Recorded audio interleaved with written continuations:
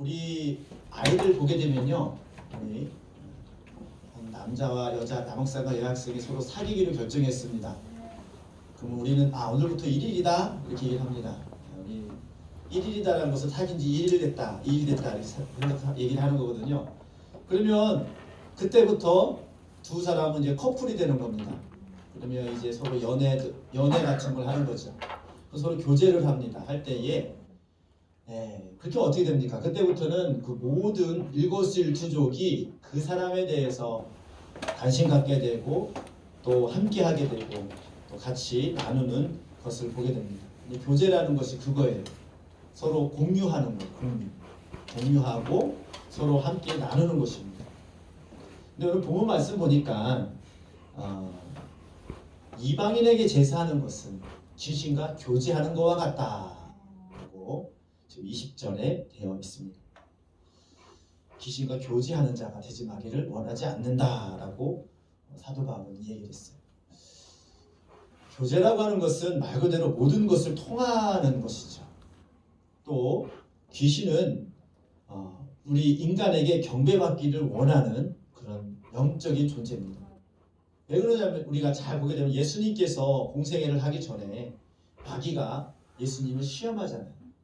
그래서 그 세 가지 시험 중에 한 가지 시험이 뭐냐면은 나에게 경배해라. 나에게 경배하면 내가 이 세상에 있는 모든 것을 너에게 주겠다. 이게 귀신이 이제 마귀가 예수님께 한 시험이에요. 그런데 그 시험이 우리에게도 하지 않을까요? 예수님에게도 시험을 하는 마귀가 우리에게도 시험을 하지 않을까요? 뭐라고요? 나에게 경배만 해라. 그러면 이 세상의 모든 것을 너에게 주겠다. 왜? 이 공중에 있는 모든 이 세상은요, 원래 이게 하나님께서 우리에게 주신 복인데 우리가 죄를 지음으로 말만 빼앗긴 거예요. 진짜는 이긴 자의 종이라고요. 우리에게 굴복하는 순간 그 모든 축복이 차단되고 귀신에게 쭉 빼앗긴 것입니다.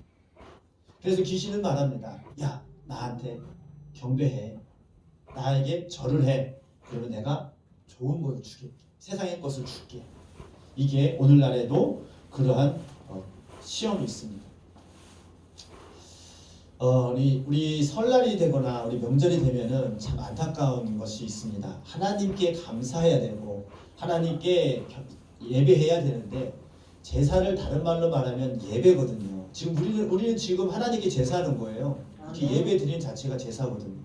예배의 다른 말은 제사입니다. 그러니까 뭐 제사라는 말 자체가 나쁜 게 아니에요.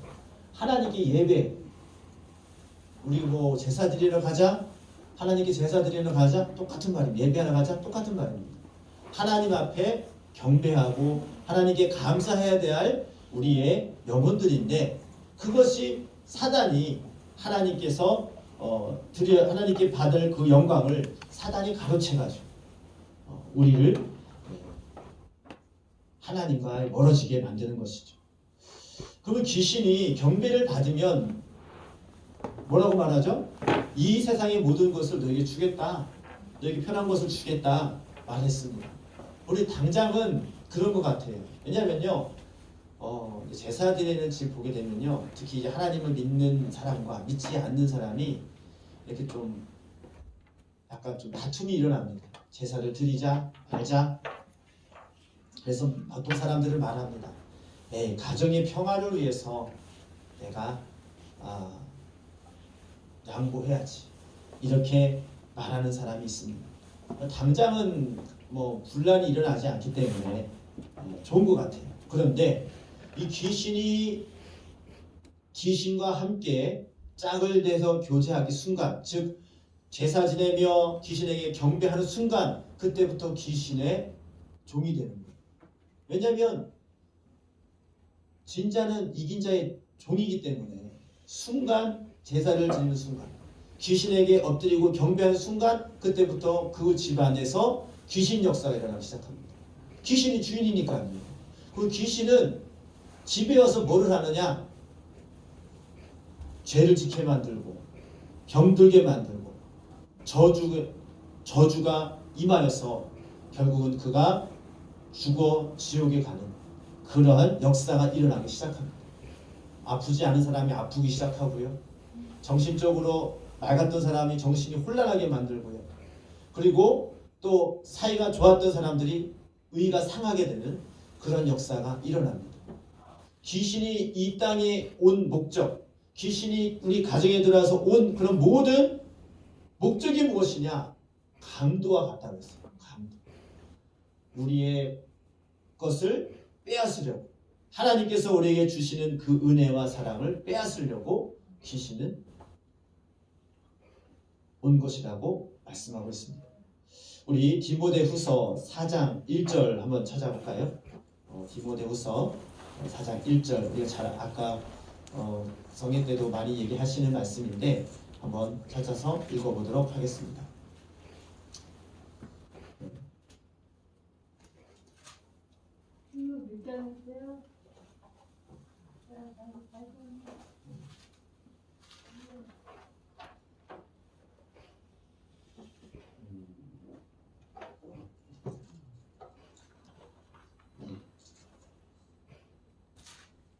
이 말씀이 아닌데요. 어떤 말씀이냐면 후일에 너희가 어떤 말씀이냐면 후일에 너희가 마지막 때에는 하나님 말씀을 떠나서 너희가 귀신의 가르침과 사람의 미혹을 귀신의 미혹을 받게 될 것이다 라는 말씀이 있습니다.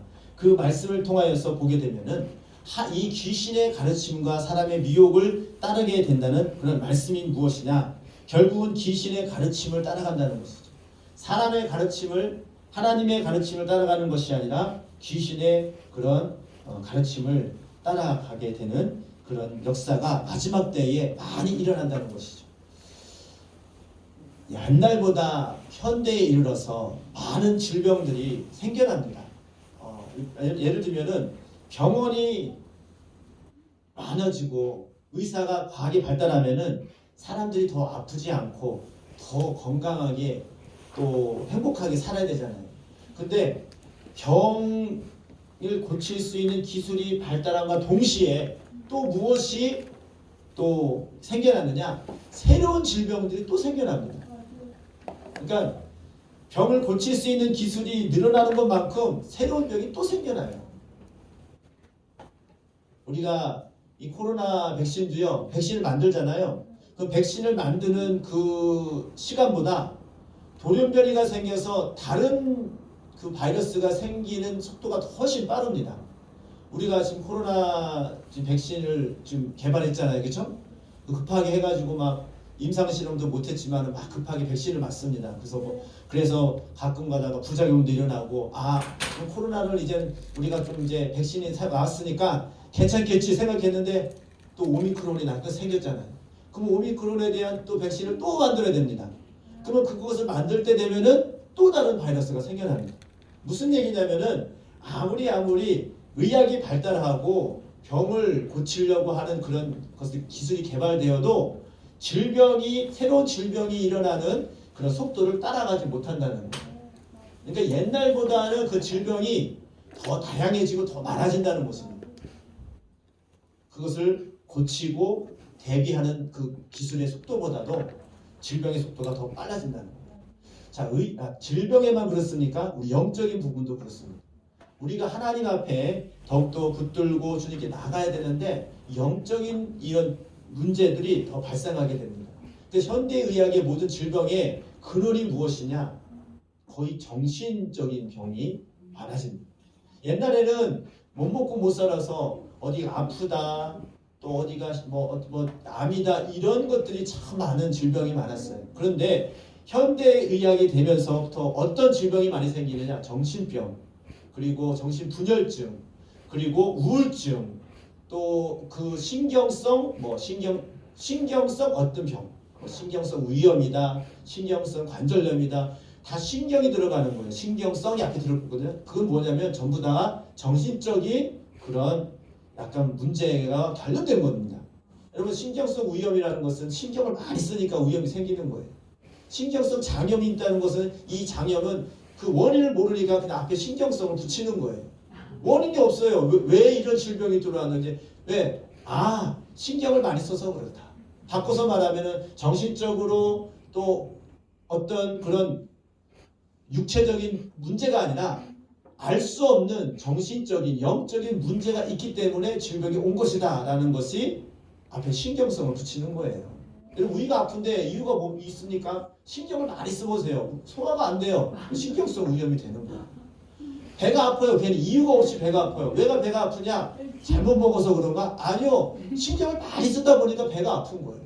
그만큼 신경적으로 정신적으로 곤란해지고 어려움을 당하면 그것이 육체로 오는 것이 신경성 질병이에요. 왜 여러분 우울증이 왜 많이 옵니까? 우울증도 정신적인 스트레스를 많이 받다 보니까 우울증이 오는 거예요. 결론적인 무슨 얘기냐? 이게 다 귀신병입니다. 귀신이 우리 정신과 우리 생각을 붙잡고 있기 때문에 귀신은 우리에게 와서 하는 일이 뭐냐?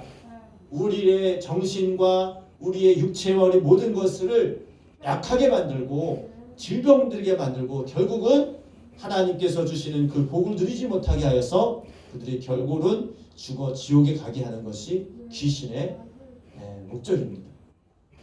그런데 그 귀신에게 절하는 것이 과연 합당하냐? 우리는 둘 중에 하나입니다. 하나님께 경배하면서 살아가느냐, 귀신에게 붙잡혀서 귀신을 섬기면서 살아가느냐. 둘 중에 하나의 선택의 기로가 있습니다. 그래서 우리는 항상 하나님의 쪽을 택하고 신령한 복을 사모하며 하나님께서 주시는 복을 누리며 살아가야 될 줄 믿습니다. 그런 사람이 정신이 더욱더 온전해지고 거룩해집니다. 이 거룩이라는 것은 무엇이냐? 거룩의 반대말이 뭘까요? 네? 여러 가지가 있어요. 첫 번째로는 거룩의 반대말은 깨끗함의 반대는 더러움이죠. 이 거룩의 반대는 더러운 거예요. 그리고 거룩의 반대말은 혼합됐다, 섞여 있다. 거룩은 깨끗하게 보존되는 거거든요. 근데 막 섞여 있는 거예요. 여러분 뭐 지저분하게 섞여 있는 거 보면 어지럽지 않습니까? 이 거룩이랑 거리가 멀은 거예요. 또 거룩이라는 것은 그 하나님의 성품인데 그것을 깨끗함, 또 온전함, 또 그것을 지키고자 하는 그런 하나님께서 주시는 그런 평안함 이런 것이 다 거룩이거든요. 그런데 그것을 반대하는 것이 귀신의 역사입니다. 여러분 어떤 일을 당면할 때에 갑자기 공포가 오거나 아니면 혼란이 오는 적이 있지 않습니까? 이런 일들은 거의가 귀신의 장난입니다. 그러니까 어떤 일을 볼 때에 이 역사가 귀신의 역사인지 하나님의 역사인지 어떻게 구분합니까? 보여지는 현상은 똑같을 수 있어요. 그런데 그 일을 당면한 그 일이 나에게 혼란을 주고 또 내 공포를 주고 불안을 준다면 그거는 100% 귀신 역사입니다. 귀신이 역사하는 것은 영적으로 조금만 깨어있는 사람은 실제로 그럽니다. 냄새가 나요. 귀신 냄새. 이거 뭔가 이상하다. 이거 이상하다. 이거 공포가 온다. 이거 분명히 문제가 있다. 이런 냄새가 납니다. 아멘. 이거 여러분 혹시 경험해 본 적 있으십니까? 아멘. 가정에도 문제가 생겼어요. 누가 어떤 이야기를 합니다. 괜히 그 말이 공포가 오고 그 말이 막 좀 듣기 싫다는 것이 그냥 사람의 그 말이 아니라 영적으로 이렇게 느껴진단 말이죠. 이거 저 사람이 하는 말이 아니라 귀신이 하는 말이구나. 분별할 수 있는 그런 신령한 사람이 되기를 주님의 이름으로 축복합니다. 아멘. 우리 하나님께 기도하는 사람은요, 그것이 다 감지되는 거예요. 성령님께서 알려주시는 거예요. 그럴 때마다 어떻게 해야 됩니까? 하나님께 기도하면서 귀신이 눌리지 않게 또 귀신의 마음에 빼앗기지 않게 지켜달라고 기도해야 됩니다. 어느 한 가정이 하나님을 잘 섬길 때는 문제가 안 됐는데 남들도 제사를 하니까 우리도 제사해보자, 우리도 따라가보자 이렇게 하다가 그 순간부터 그 가정이 문제가 생기기 시작합니다. 왜 문제가 생기는지 이유를 알 수 없어요. 뭐냐? 귀신의 장난이에요. 자, 그러면 오늘도 저기 햇볕 같은 이야기를 보게 되면은 어떤 사람이 점을 보게 됩니다. 그러면 점을 보면요, 그 귀신은 뭐냐면은 그 사람의 딱 눈치를 보면요, 눈치가 있잖아. 아, 저 사람, 여러분 점 보러 가는 사람 치고 문제 없는 사람 있습니까? 문제 있는 사람이 점 보러 가는 거죠. 그렇죠? 뭐가 앞에 뭐가 문제가 있거나 궁금하거나 걱정된 사람 점 보러 가잖아요. 그러면 점쟁이들이 딱 눈치 보면 알죠. 아, 저 사람은 뭔가 걱정이 있겠구나. 그러면 큰 소리로 야, 뭐 이렇게 하면은 맞는 것 같아. 그리고 그렇게 되는 것 같아. 이 귀신이 그렇게 생각하게 만든다니까요. 그러면 그렇게 되어지면은 그대로 되어지는 희한한 역사가 있어요. 생각하고 우리가 걱정하면 그렇게 되어지는 거예요. 이게 귀신이 만드는 장난이거든요. 근데 이 모든 귀신이 그런 귀신과 교제하는 것이 귀신과 이방인에게 제사하는 것이 귀신과 교제하는 것과 같다. 처음에도 말씀드렸듯이 교제라는 것은 같은 것을 공유하고 같은 것을 생각하고 같은 것을 이렇게 하는 것을 교제라고 합니다. 그러니까 이방인에게 제사하는 것은 귀신과 교제하는 것과 같은 거였어요. 그럼 귀신과 교제하면 그 사람은 어떻게 될까요? 귀신이 생각하는 거, 귀신이 원하는 거 그대로 공유하고 그대로 따라가는 거. 귀신은 뭐 하는 목적이라고요? 우리를 병들게 만들고 또 우리를 또 저주하고 죄를 짓게 만들고 결국 죽게 만드는 것이 귀신의 역사라고 했어요. 그러면 귀신에게 절을 하게 되면 어떤 역사가 일어나겠습니까? 그런 역사가 일어나는 겁니다. 귀신에게 절하는 순간 귀신의 소유가 된다는 것을 우리는 알아야 됩니다. 우리 명절 때마다 이런 문제가 일어나고요. 또 뿐만 아니라 여러분 일상생활에서도 귀신에게 절한다는 것이 무슨 의미느냐? 꼭 이렇게 어디 가서 절을 해야지 절을 하는 게 아니라 하나님을 섬기지 아니하고 다른 것을 섬기는 것은 전부 다 귀신을 섬기는 것입니다. 그렇게 되면은 그때부터 그 귀신의 장난에 놀아나는 거예요. 우상숭배. 자, 우상숭배라고 하죠. 이걸 바꿔 다른 말로. 우상숭배가 뭘까요? 우상숭배는 말을 바꿔서 말하면 하나님보다도 더 귀하게 여기고 섬기는 그것이 우상숭배입니다. 때로는 돈이 될 수도 있고요. 때로는 자기 건강이 될 수 있고요. 때로는 자녀가 될 수 있고요. 때로는 내가 그 무엇 오락이나 쾌락이나 그것이 될 수가 있어요. 그것 하나님보다도 그걸 사랑하고 그것을 섬기게 되면은 그때부터 그것에 의해서 묶이게 되는 거죠. 또 그것에 대해서 종이 되는 겁니다. 이것을 좀 강하게 말하면 조금 나쁘게 기분 나쁘게 말하면 귀신 들렸다라고 얘기를 합니다. 여러분 귀신 들렸다. 저 사람 귀신 들렸어. 이렇게 얘기하면 여러분에게 귀신 들렸다고 하면 기분 좋습니까? 나쁘죠. 근데 엄밀히 말하면 무언가에 붙들려 있는 사람은 귀신 들린 거예요. 꼭 귀신 들렸다 해가지고 막 햇소리하고 미친 소리하고 막 이상한 행동하는 게 귀신 들린 게 아니라 자기 생각이 그곳에 묶여있는 사람은 귀신 들린 거예요. 일반적인 판단을 못하는 거예요. 예를 들어볼까요? 어떤 사람은 지금 기준이 뭐냐면 우리가 흔히 얘기합니다. 술을 얘기를 합니다. 어떤 술에게 묶여있는 사람은요. 자기가 싫든 좋든 간에 술 중독이 있는 사람은 술을 꼭 먹어야지만이 잠을 자는 사람이 있고요. 어딜 가든지 간에 꼭 그것에 빠진 사람은 그거를 해야지만이 직성이 풀린 사람이 있습니다. 게임에 빠진 사람은 게임을 안 하면 이상해. 이상한 것 같아. 꼭 그걸 해야 돼. 그래야지 내 마음이 평안한 것 같아. 왜? 묶여있는 거예요. 묶여있는 거예요. 또 돈에 묶여있는 사람은 무슨 일이든지 다 돈하고 연관합니다. 왜? 그거 하면은 돈이 벌이가 돼? 그거 하면은 돈을 많이 벌어? 항상 돈 거리는 사람은 그게 묶여있는 거예요. 그러면 그것에 의해서 지배를 받는 거죠. 죄송합니다. 그런 사람들은 뭘 들렸다고요? 귀신 들린 사람이에요. 우리는 크고 작게 귀신의 그런 지배를 받습니다. 기분 나쁘시죠? 그러면 거기에서 헤어나오세요.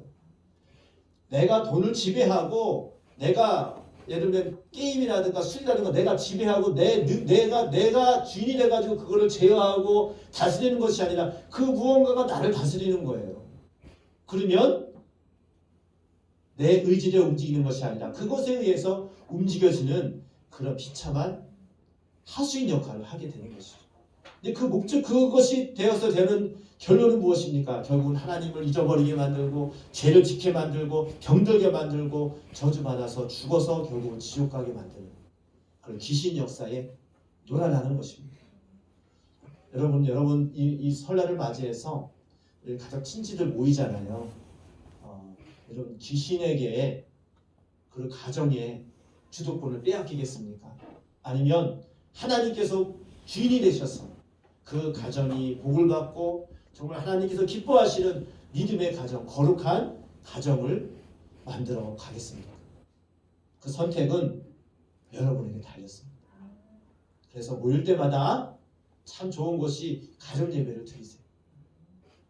모여서 가정 예배라고 해봤자 설교하고 찬양하고 이런 예식 격식 필요 없습니다. 모여서 간단하게 기도하는 거예요. 우리 온 가족이 먼 곳에 친척이 모여서 무사히 이렇게 한 해 동안 다치지 않고 또 이렇게 무사히 모여서 함께 얼굴을 보고 맞대는 것이 다 하나님의 은혜입니다. 하나님 감사합니다. 기도하는 거예요. 그리고 간단한 찬양 하나하는 거예요. 다 할 수 있는 찬양. 믿지 않은 사람이 좀 눈치 본다고요? 예, 그럴 수 있습니다. 그래도 우리 같이 복을 빌어주고 같이 좋자고 하는데 누가 거기서 반대를 하겠습니까? 거기서 반대하는 사람들은 뭐에 들린 사람이요? 귀신 들린 사람. 왜? 귀신 들린 사람은 하나님이 좋아하는 일을 싫어합니다.